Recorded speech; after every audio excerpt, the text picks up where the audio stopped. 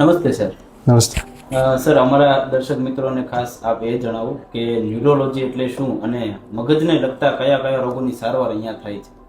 હા, ન્યુરોલોજી એટલે ચેતાતંત્રના રોગોનું નિદાન અને એની સારવારનો વિભાગ. ન્યુરોલોજીમાં મુખ્યત્વે મગજ, કરોડરજ્જુ, ચેતાતંતુ અને સ્નાયુના રોગોનો સમાવેશ થતો હોય છે.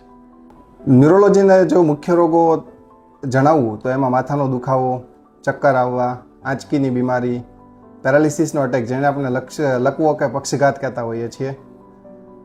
બીજા અન્ય રોગોમાં કંપવા જેને પાર્કિન્સન કહેવામાં આવતો હોય છે, ડિમેન્શિયા જે ભૂલવાની કે યાદશક્તિની બીમારી છે, તથા મગજના તાવ છે, મગજનો ટીબી છે, મગજનું હેમરેજ, બ્રેઇન હેમરેજ જે આપણે કહીએ છીએ એ, પ્લસ ઘણા બધા રોગો જે પબ્લિકના જનમાનસમાં સામાન્ય નથી હોતા એવા જીબીએસ છે, માઇસ્થેનિયા ગ્રેવિસ, મલ્ટિપલ સ્ક્લેરોસિસ, આવા બધા રોગોનું નિદાન અને એની સારવાર એટલે ન્યુરોલોજી.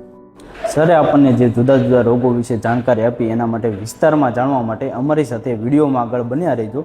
અને તમને કોઈ મગજને લગતા રોગો વિશે જાણકારી જોઈએ તો નીચે કમેન્ટ બોક્સમાં જરૂરથી જણાવજો.